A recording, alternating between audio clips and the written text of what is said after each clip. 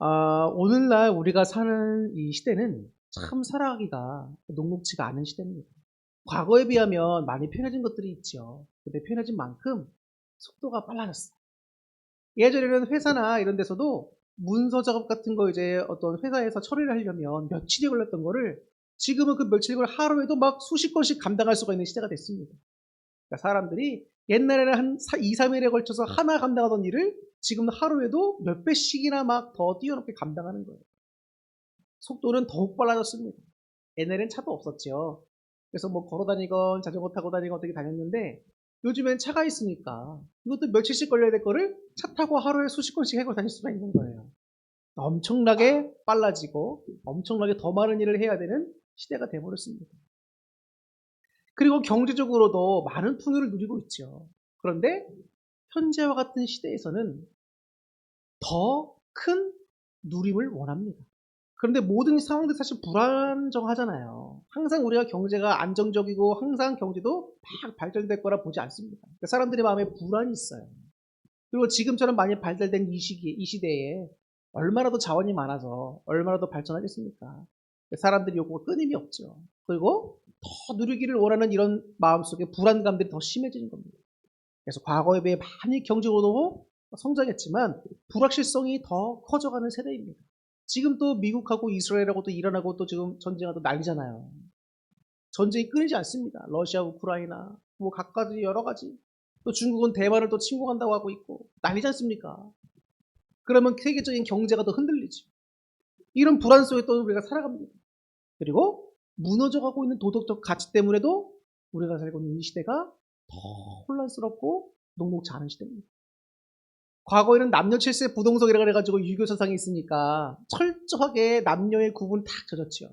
근데 요즘은 어떻습니까?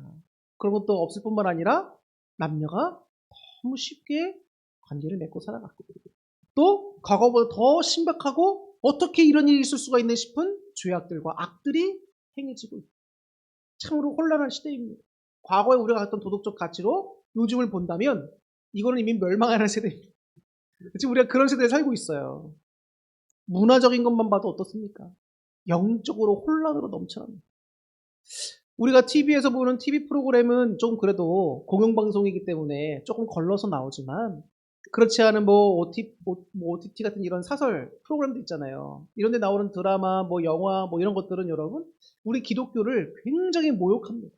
그리고 보면 주된 내용들이 뭔지 아십니까? 뭐 주술, 마법, 악마 이런 것들이 주된 내용이에요. 그리고 뭐 하면서 꼭 나오면 기독교를 조롱합니다. 항상 타락한 목사의 타락한 교회의 막 이런 모순적인 모습들을 자꾸 보여주면서 일반 사람들에게 어떤 마음을 심어주냐면 기독교는 나쁘다. 목사는 사기꾼들이다. 이런 식으로 다 몰아가요. 이게 전 세계의 물결입니다. 이러니까 교회에서 뭔가 탁 하려고 하면 세상 사람들 뭐라고요? 아유 또 시작이네. 그만했으면 좋겠다.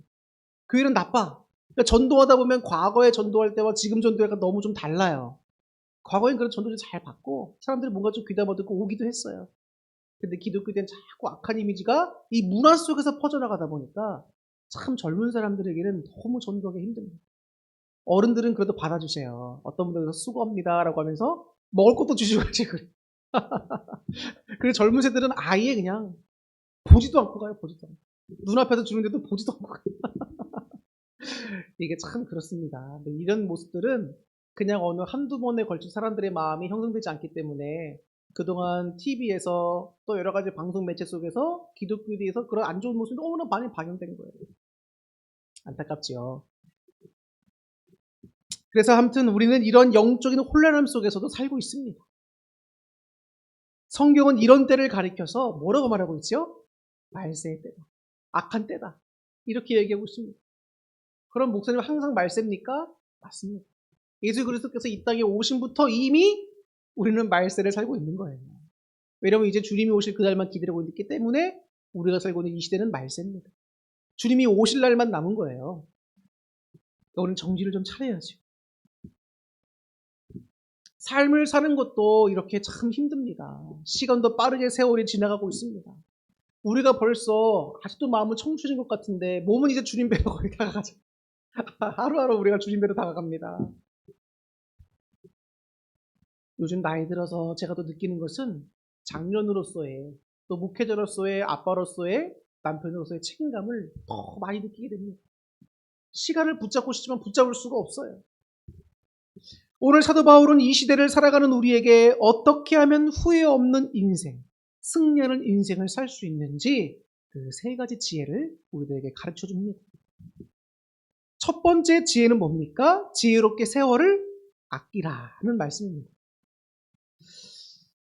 그래서 바울이 말합니다. 어떻게 행할지를 자세히 주의할 지혜 있는 자같이 하라라고 말해요. 세월을 아끼라. 여기서 세월을 아끼다라고 하는 말은 단순히 시간을 아껴 써라는 말이 아닙니다. 이런 어떤 뭐 자기 개발, 시간을 아껴서 더 자기 개발에 투자하고 힘쓰라, 단순히 이런 말이 아니에요. 세월을 아끼다라고 하는 이 헬라어 원어의 본뜻이 뭐냐면 기회를 사라는 뜻입니다. 기회를 사. 그래서 여러분, 악한 이 시대 속에서 하나님의 뜻을 이룰 수 있는 영적인 기회를 오늘 하루 가운데서 놓치지 말라는 거예요. 그게 세월을 아끼라는 겁니다. 자, 86,400초의 은행의 계좌라는 예화를 좀 말씀드릴 텐데 잘 생각해 보세요. 86,400초. 이건 시간 개념이지 않습니까? 시간이잖아요. 근데 이 돈의 개념을 좀 말씀드릴 거예요. 자, 매일 아침 여러분이 일을 하건 안 하건 매일 아침 여러분의 은행 통장 계좌에 86,400원씩 입금된다고 한번 생각해 봅시다. 그런데 조건이 하나가 있어요. 뭐냐면 당일 쓰지 못한 잔액은 저금되지 않고 다 없어진다고 생각해 봅시다. 그러면 여러분, 우리는 매일 86,400초라고, 400만 원이라고 하는, 400원이라고 하는 그 돈을 쓰시겠습니까? 안 쓰시겠습니까? 무조건 써야죠. 안 쓰면 내가 손해니까. 근데 여러분, 우리에게 만약 이 돈과 같은 86,400초의 시간이 주어졌다고 한번 생각해 보세요. 그럼 우리가 이 시간을 어떻게 써야 되겠습니까? 시간은 뭐보다 귀하다? 금보다 귀한 거예요. 근데 우리는 이 시간에 귀한 뭐랄까요? 귀한 것을 자꾸 놓치고 있는 건 아닌가라는 생각이 듭니다. 내가 오늘 하루를 살면서 내가 주님을 위해서 한 건 뭘까? 혹은 내가 오늘 하루를 살면서 주님이 기뻐하실 만한 일을 한 건 뭘까?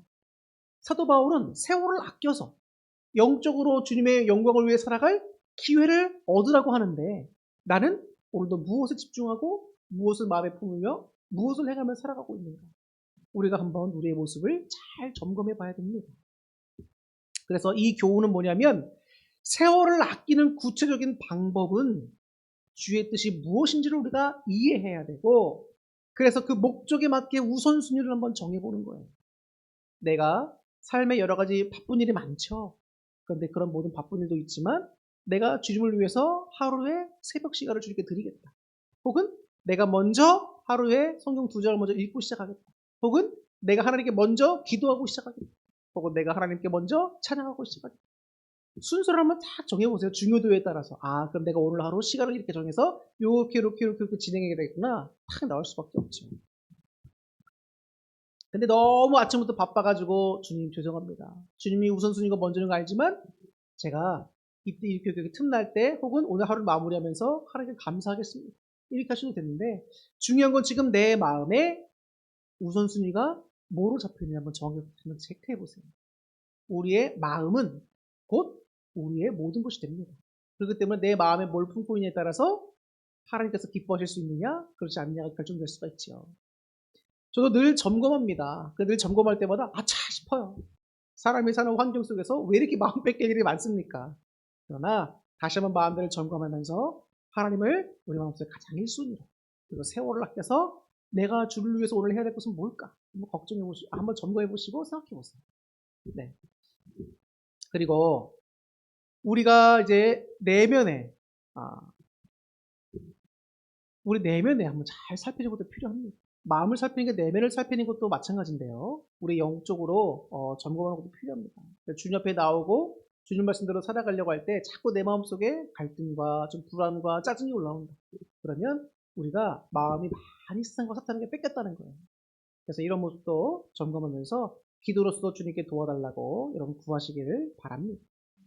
그래서 우리 삶에서 분별할 수 있는 4가지 방법을 먼저 좀 말씀드리려고 합니다. 자, 우리 삶에서 뭘 갖고 분별할 수 있을까요? 내가 영적으로 어떤가, 혹은 주님 말씀 따라 살아가는 방향이 맞는 건가? 뭘로 분별할 수가 있는가? 첫 번째는 말씀입니다. 말씀을 가리켜서 우리 삶의 이정표라고 표현할 수 있어요. 지도라고도 표현할 수 있습니다. 사람들이 어떤 모르는 길을 찾아갈 때는 반드시 내비게이션 지도를 보면서 따라가죠. 근데 이런 내비게이션 지도가 없으면 찾아가기가 너무 힘듭니다. 우리 삶에서도 마찬가지죠. 우리 삶에서 신앙에서 이것이 하나님의 뜻인가 아닌가, 혹은 어떤 영상 매체를 볼 때에 말씀이 전해주는데 그 말씀이 하나님의 뜻에 합당한가 안 한가, 모든 분별할 수 있는 가장 기본적이고 명확한 기준이 뭡니까? 바로 성경입니다. 말씀이에요. 그래서 말씀을 많이 읽지 않으면 우리가 하나님의 뜻을 잘 분별할 수가 없는 겁니다. 내 안의 음성이 하나님의 성품과 원리에 맞는지 한번 잘 여러분 비교해 보셔야 돼요. 하나님이 기도하는데 우리 마음 가운데 어떤 마음들을 주시고 어떤 생각과 뜻을 주신다. 근데 그 뜻들이 성경에 나와 있는 하나님의 성품과 하나님의 뜻과 잘 맞는지를 본다면, 아, 이게 악한 영이 주는 거구나. 아, 이게 하나님의 뜻으로 가는 선한 방향이구나. 분별할 수가 있게 됩니다. 이것대로 훈련하셔야 돼요. 근데 말씀을 읽지 않으면 훈련이 안 돼요. 뭐가 하나님 뜻인지 모르는데 어떤 영적 응답을 받는데 그게 뭘 깨달을 수가 있겠습니까? 그렇기 때문에 여러분 말씀을 항상 읽어야 돼요. 그래서 말씀이라고 하는 지도를 우리가 보면서 분별해야 됩니다. 감정은 사탄이 언제든지 와서 속일 수 있어요.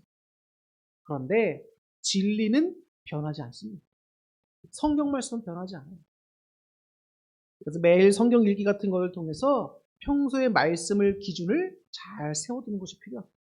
두 번째 분별할 수 있는 방법은 우리 안에 평강이 있느냐 없느냐, 이게 또 신호등이 될 수 있습니다. 분별의 방법이 될 수 있어요. 영적으로 취하는 단계가 있습니다. 우리는 세상 술에 취하는 게 아니라 성령님에 취해야 돼요. 영적으로 하나님과 깊은 교제를 나누고 주님의 영이 내 안에 충만히 임하시는 것을 영적으로 취한 상태라고도 볼 수 있습니다. 그런데 주님과 깊은 교제를 나누면서 하나님께 깊이 있게 다가가면 하나님은 우리의 마음에 꼭 평강을 주세요. 근데 평안할 수 없는 상황에서도 평강을 주세요. 이거는 인간의 말로, 인간의 어떤 줄 수 없는 그런 주님만이 주실 수 있는 평강입니다. 내가 기도하는데 자꾸 불안감이 들어와요. 그럼 여러분 악한 영을 예수님으로 물리치세요. 제가 한번 말씀드렸죠. 믿음의 반대말은 의심이 아니라 불안이라고 말씀드렸습니다. 자꾸 평강이나 불안이 들어와요. 근심 걱정이 들어옵니다. 그럼 그거는 하나님이 주시는 마음이 아니에요. 그래서 우리가 예수님으로 물리치는 작업이 반드시 필요합니다. 그래서 내 안에 평강이 있는가를 보면서 영적으로도 내 상태를 분별할 수가 있는 겁니다. 세 번째는 환경의 열림과 닫힘을 통해서도 이게 하나님 뜻인가 아닌가를 분별할 수 있어요. 저보다 한 10살 정도 많은 동기, 신학대학원 동기 형님이 계십니다. 목사님인데 지금 여기 옆에 동네에서 열심히 목회 잘하고 계세요. 그런데 그분이 목회자가 되기 전까지는 이제 세상에서 사업을 했습니다. 잘 됐었어요. 그런데 그 사업이 잘 되고 있는 가운데 하나님께 부르심을 받은 거예요. 그런데 생각해 보십시오, 여러분. 돈 잘 벌고 있습니다. 근데 갑자기 하나님께서 여러분들을 목회자로 쓰시겠다고 부르셨어요. 그럼 어떡합니까? 세상적인 돈 다 내려놓고 하나님의 그 길로 가야 되잖아요. 근데 이 목사님이 싫은 거예요. 욕심을 포기할 수가 없는 겁니다. 한참 사업이 잘 되고 있고 돈 잘 벌고 평화를 누리며 살고 있는데, 이런 것들을 어떻게 다 포기하고 목회자의 길을 걸어갑니까? 그런데 몇 년간 하나님께 순종하지 않았어요. 그런데 하나님께서 그 몇 년 사이에 모든 사업의 환경들을 하나씩 쳐나가신 거예요. 하나님을 순종할 수 있도록. 그러니까 이분이 나중에는 하다 사업이 망하고 어쩔 수가 없는 가운데 하나님께 회개하고 목회자에게 걸어가게 됩니다. 그래서 저는 대학교 마치고 바로 신학대학원을 갔습니다. 그렇기 때문에 제가 27살인가 28살 때인가 제 대학원을 갔어요. 신학대학원. 근데 그분은 저보다 10살이 많으시니까 이미 38세 때 대학원을 다니신 거 아니에요. 까마득한 게 동생들하고. 근데 그렇게 잘 마치고 나서 하나님께서 그 목사님이 되게 훌륭하게 잘 사용하고 계십니다. 저는 그 모습을 보면서 은혜가 돼요. 근데 중요한 건 여러분, 우리 삶의 환경 속에서 뭔가 자꾸 막히고 다치고 뭔가 안 된다. 그러면 그 길은 잘못된 길이라는 거예요. 내가 주님께 회개하고 돌아야 한다는 거예요. 내가 어떻게 막 또 환경이 또 여기서 잘 돼요. 잘 된다 할지라도 한 번씩 돌다리 두드리듯 하나님께 여쭤보면서 하나님 혹시라도 제가 이렇게 하고 있는 이 모든 일 가운데 주님께 회개할 것이 있습니까? 그럼 깨닫게 하시고 순종케 하옵소서. 라는 지혜가 필요하고 또 하나님께서 말씀하신 것처럼 하나님의 복이 누릴 수 있는 환경을 누리고 있을 때는 감사만 하시면 돼요. 아, 내가 또 이렇게 하나님께 복 받을 또 기회가 됐구나. 내가 잘해서가 아니라 하나님께 주신 은혜구나. 이렇게 또 여기면서 감사하면서 열심히 해나가면 됩니다. 마지막 네 번째는 신앙 공동체라는 거울을 통해서 나 자신을 살펴볼 수가 있습니다. 사람들과 어떤 그 교제가 없어요. 성도님들과. 신앙적이고 영적인 교제가 없습니다. 그러면은 제일 위험한 게 그런 사람들이에요. 여러분 꼭 굳이 교회 안 다녀도 제일 위험한 사람들이 어떤 사람들이냐면 사람들과 교제를 안 나누고 자기 혼자 살고 혼자 생각하고 혼자 판단하고 혼자 행하는 사람들이 제일 위험합니다. 이런 사람들이 참 게 그런 식으로 이 생활과 삶의 모습들이 환경이 굳어지게 된다면 마음의 병을 얻기가 굉장히 쉬워요. 그리고 사람들과 교제하지도 못하고 교만해지기도 굉장히 쉽고 스스로 막 자기 멋대로 막 판단하는 경우도 많이 생기게 됩니다. 그래서 혼자만의 영적으로 취하는 거는 자기 주관적인 환경에 빠질 수 있는 환경이 너무 많은 거예요. 누가 보더라도 저건 아닌데 저 사람 옳다고 있으니까. 나보다 앞서 길을 먼저 간 멘토나 공동체의 조언은 나의 눈먼 사각지대를 밝혀주는 거예요. 우리 신앙의 모범이 되시는 분이 누굽니까? 앞서가신 예수님 아닙니까? 또 우리의 12사도뿐만 아니라 많은 믿음의 선진들이 우리보다 먼저 앞길을 가면서 다 그 길을 밝혀주는 거예요. 그래서 성경에 나와 있는 겁니다. 그래서 성경은 뭐라고 되어 있어요? 후대에 우리 읽는 모든 사람들을 위한 교훈이다라고 되어 있어요. 교훈. 교훈은 뭡니까? 이걸 보고 너희도 이렇게 살아야 된다라고 하는 이정표 아닙니까? 그게 성경인데 그런 성경 속에 나와 있는 신앙의 선배들 우리 교회에도 있는 거예요. 제가 목사라고 하지만 성도님들 저보다 더 잘하는 분들 계시는 거예요. 저는 여러분들의 모습 보면서 은혜를 받고 힘을 얻습니다. 목사도 열심히 하는 부분이 있죠. 그럼 여러분들 저의 모습을 보면서 함께 힘을 낼 거 아닙니까? 서로가 보면서 때로는 조언도 듣기도 하면서 우리가 함께 자신의 모습을 점검하고 자꾸 성장시켜 나가야지. 나는 남의 말 듣기 싫어. 나에 대해서 뭐라고 하는 거 자존심 상해 싫어. 그럼 평생 제자리인 겁니다. 여러분 아시겠지만 옳은 소리를 상대방에게 한다는 거, 또 바른 소리를 한다는 거 정말 쉬운 일 아닙니다. 그렇기 때문에 아무리 내가 듣기 싫어도 들을 땐 들을 수 있어야 돼. 또 내가 말할 때는 상대방의 감정과 기분을 존중하고 배려하면서 사랑 안에서 예의 있게 표현하는 것도 굉장히 중요합니다. 어떤 분들은 막 자기 하는 말이 옳다고 생각해서 막 쏟아내는 분들이 계시는데 그거는 사실은 신뢰인 거예요. 언어 폭력인 겁니다. 그렇게 하시면 안 됩니다. 그래서 가장 중요한 것은 오늘 하루를 살아가면서 서두르지 않는 거예요. 세월을 아꼈는데 왜 서두르지 말라고 하십니까, 목사님? 세월을 아끼라는 것은 빨리빨리 결정하라는 얘기가 아닙니다. 정확한 때를 기다려서 최선의 가치를 붙잡으라는 거예요. 오늘 하루 살면서 내가 하나님을 위해 할 것이 바로 이때다. 바로 이거다. 라고 하면 하나님 내가 주저주저 없이 할 줄 알아야 됩니다. 자, 그 다음에 술 취함이 아니라 성령의 충만함을 받아야 된다고 성경에 나와 있습니다. 18절의 말씀이에요. 술 취함이 아니라 뭘 받으라고요? 성령 충만. 우리가 어른들은 살다 보면은 너무 많은 스트레스를 받습니다. 직장에서, 또 가정에서, 또 여러 가지 일들에서 스트레스를 너무 많이 받아요. 그럼 이런 스트레스를 풀기 위해서 세상의 즐거움이나 술을 의지하고 싶을 때가 많습니다. 그러나 성경은 단호하게 우리들에게 말해줍니다. 술 취하지 말라는 거예요. 왜일까요? 왜 술을 먹으면 안 됩니까? 술 먹는 건 구원과 관계없잖아요. 그죠? 근데 왜 술을 먹지 말라고 할까요? 술은 그리스도인들로 하여금 방탕하게 만든다는 겁니다. 술을 한 잔을 마시잖아요. 분위기에 취하고 사람에 취합니다. 그러면 한 잔은 두 잔이 되고 두 잔은 세 잔이 되고 소주 한 병이 두 병이 되고 점차 늘어나요. 그리스도인들의 거룩함을 훼손하고 그리스도인들을 방탕한 길로 끌고 가는 것이 술이란 말입니다. 세상에서 여러분 전 세계에서 공통적으로 범죄를 일으키는 요인 1위가 뭔지 아십니까? 1, 2, 3위에 돈과 술은 반드시 들어가 있어요. 술은 그리스도의 신앙을 타락하게 하는 주범이 돼요. 그렇기 때문에 술은 먹으면 안 되는 겁니다. 기독교인으로서 목사님 구원과 관계없으니까 저는 먹겠습니다. 드실 수는 있지만 내가 방탕하지 않고 내가 거룩함을 훼손시키지 않으면서 감당할 자신 있으면 드세요. 근데 그게 현실적으로 불가능합니다.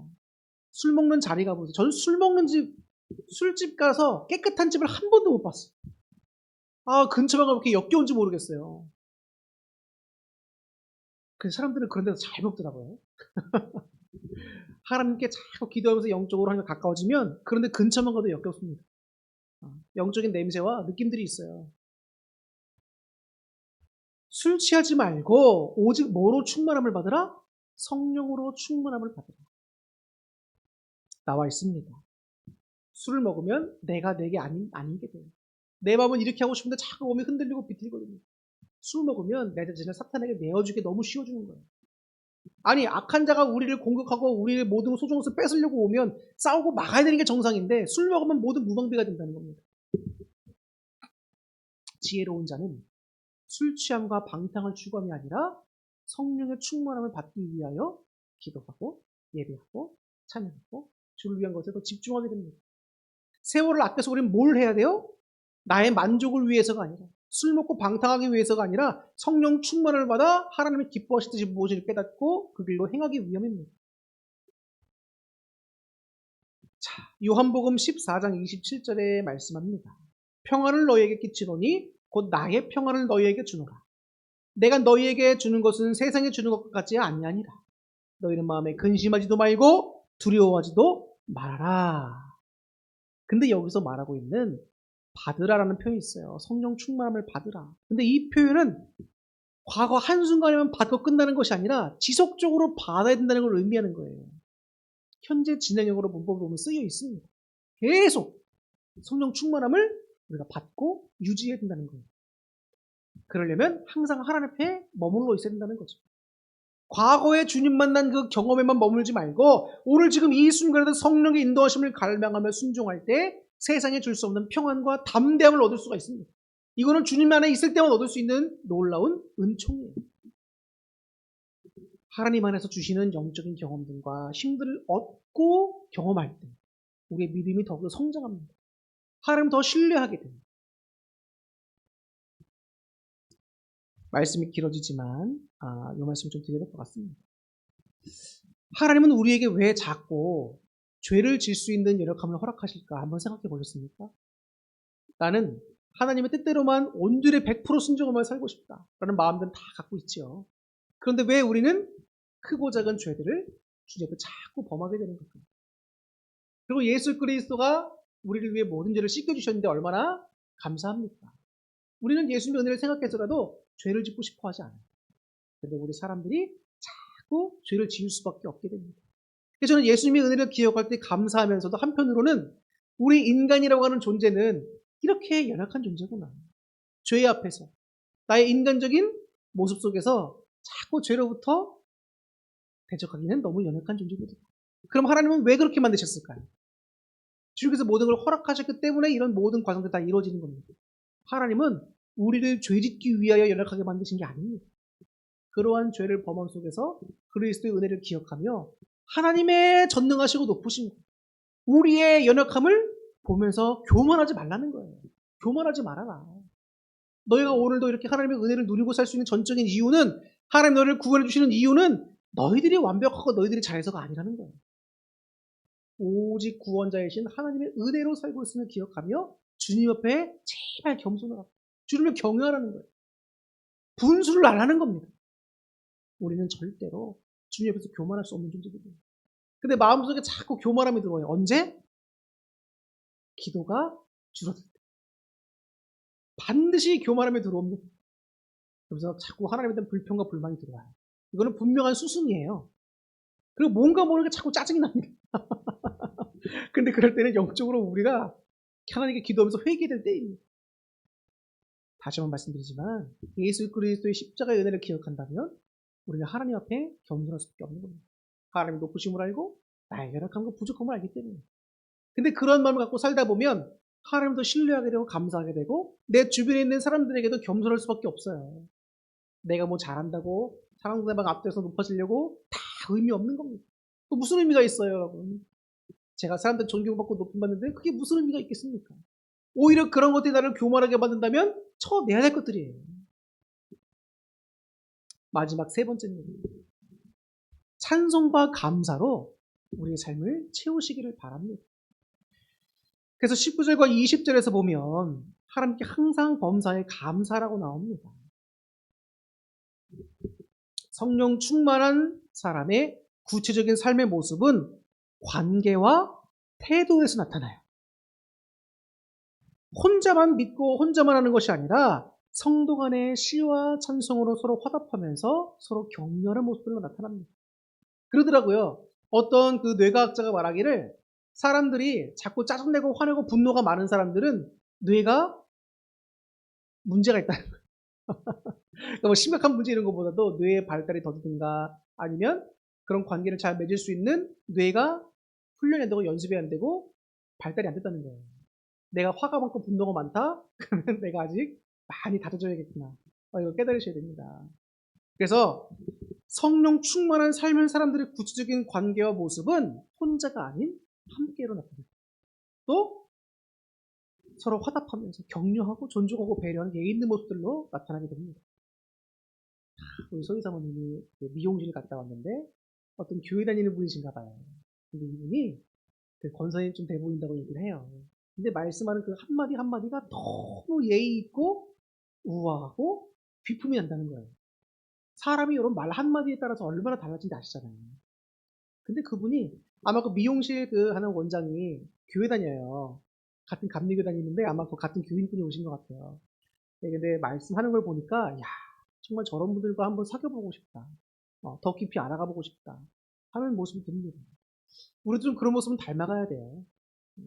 말도 저도 원래 잘 못합니다. 지금 잘 못해요. 저는 원래 사람들 앞에 나서지도 못하는 성격입니다. 내성적인 A형 같은 성격이에요. 그런데 하나님께서 목회자를 세워주시고 거의 한 20년 거의 가까이 됐죠. 근데 그렇게 하다 보면은 좀 다듬어집니다. 저도 많이 좋아진 거예요. 저도 막 말도 더듬고 뻣뻣하게 하고 막 그랬습니다. 근데 하다 보고 연습하다 보면 바뀌는 거예요. 그러니까 여러분도 격려할 수 있고 또 매너 있게 또 하나님 영광 나타낼 수 있게 잘 이렇게 표현하는 것도 매일마다 한번 해보세요. 자, 그리고 마지막은 이제 범사에 감사하는 삶을 살게 됩니다. 성령 충만한 사람들의 가장 확실한 증거가 뭐냐? 감사예요. 범사에 우리 주 예수 그리스도의 이름으로 항상 아버지 하나님께 감사하는 삶이 성령 충만한 사람의 모습입니다. 상황에 좋아서 감사하는 건 누구나 할 수 있어요. 예수 그리스도 안에는 소망 때문에 어렵고 고달픈 상황이지만 감사할 수 있는 그 사람이 진짜 성령 충만한 사람입니다. 이것이 우리의 삶에서 관계와 태도 속에서 배워야 될 모습들이에요. 그래서 기독교인에게는 항상 예의가 장착되어 있어야 돼요. 성령을 통한 감사가 장착이 되어 있어야 돼요. 이제 결론을 말씀드리고 마치겠습니다. 세월은 화살처럼 빠르고 시대는 점점 더 어두워져 가고 있습니다. 하지만 우리 안에 계신 성령님을 의지할 때에 우리는 빛의 자녀로서 승리할 수 있습니다. 다시 한번 말씀드립니다. 누구를 의지할 때 승리할 수 있다고요?